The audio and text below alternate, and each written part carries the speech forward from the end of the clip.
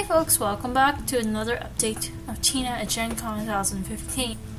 Today's day starts like any other day. You are now lining up at the doors for the 10 o'clock opening.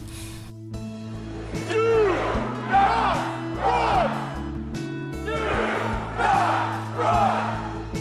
Do not run! Once the doors opened, I rushed to Fear of Dracula and I sat down for a demo. And then I saw a couple tables away, Joel, I think he was demoing Roombound, so yeah, pretty cool to capture him on video. The only way the heroes win the game is if they kill Dracula. Dracula can win the game by getting to 13 points, okay? And he gets points for a lot of different ways. One of the main ways is by killing investigators. I'll move to Vienna. Okay, moving to Vienna. And that brings us to evening of Thursday.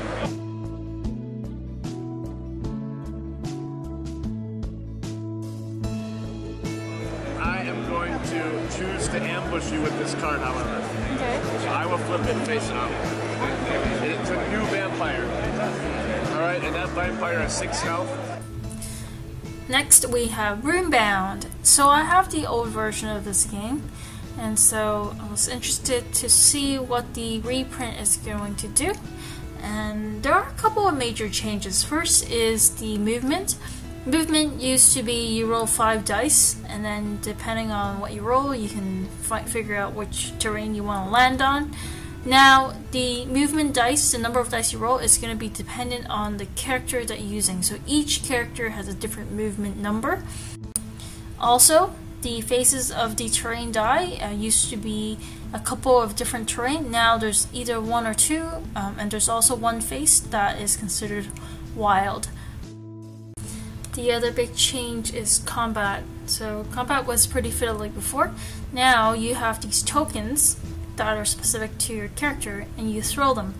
Once you throw them, you can figure out what you want to do with them.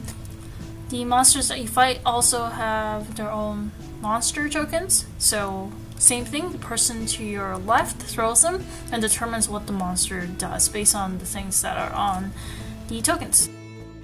Another major change are the encounters on the board.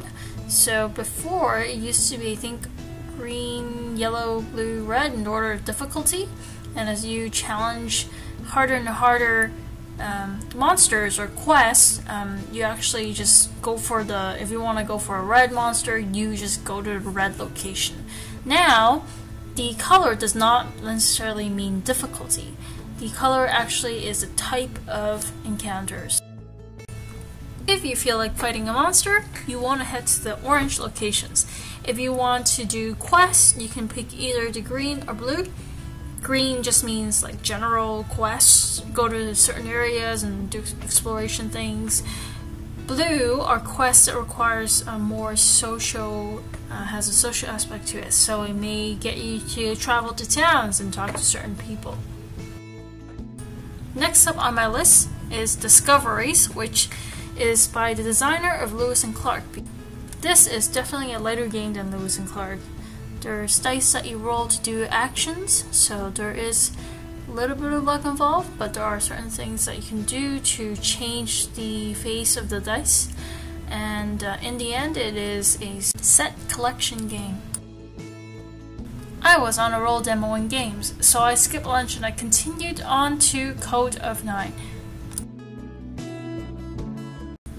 This to me felt like a hidden identity game plus a worker placement game. And then there's an additional twist where you actually do not know what the scoring is like until the end, because you're going to get dealt rolls at the beginning of the game, and the rolls are going to impact how scoring works. So, for example, you may be collecting a lot of money in this game, and then all of a sudden, in endgame, somebody reveals a roll card that says, hey, money is actually -1 for every dollar you have. And so, part of the game is trying to figure out what other people are. So, what are their hidden roles? And you get a reference list in front of you, and it shows all of the possibilities.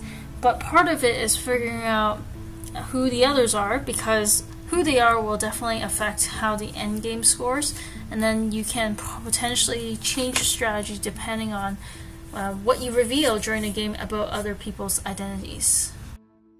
Snacks are your friend at the con. I crunched down a granola bar that I brought with me, and I proceed to the next table.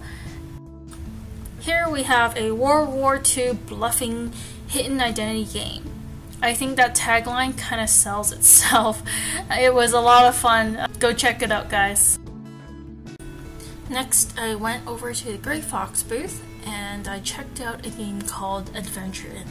It has a very unique mechanic. Let the designer tell you about it.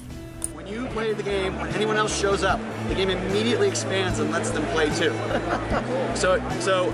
Even on the cooperative, it has two modes. It has a 1 to 4 player cooperative mode, which is more detailed, and when you go 5 player competitive mode, which we're doing right now, and the 2 to 6 player competitive mode is under 30 minutes with even 6 players. That's a rather innovative mechanic, because there's definitely times when I'm waiting for my friends to come in to play, and there's always somebody who is late, and you're like, okay, well, do we just chit chat or do we try to play a filler game? This is a type of filler game that really allows you to expand the game as people wait, because as people come in, they don't just have to sit there and watch you play. You can just grab the chair, give them their cards, and let them join in on the adventure. The second thing I'm going to tell you is that I've set the game up as though... give me your name again. Tina. Tina, thank you so much, Tina. Tina and you are here. You're late. Why? And he's obviously in the back preparing food, right?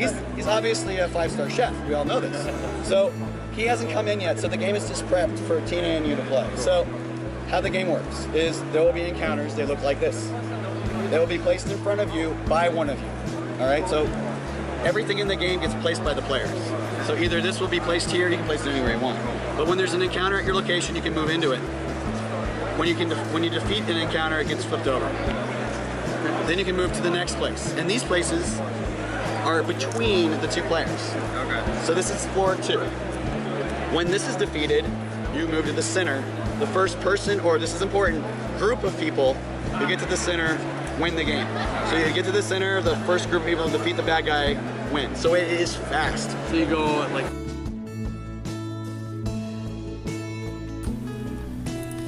Next, I went over to the next table to try out a quick little betting game called Captain's Wager.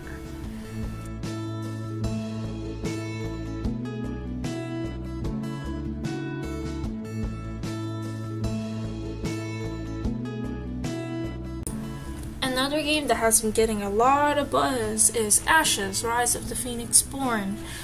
This is a game that is sort of one-on-one card dueling, kind of like a Mage Wars.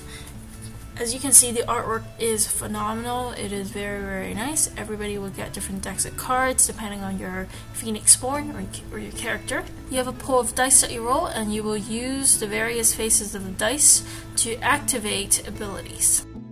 Wow, we're into 8 minutes in the video and I haven't even gone through half of my day. So I'm actually gonna cut it off here and probably upload this as part 1 because I have to run off to the last day of Gen Con right now.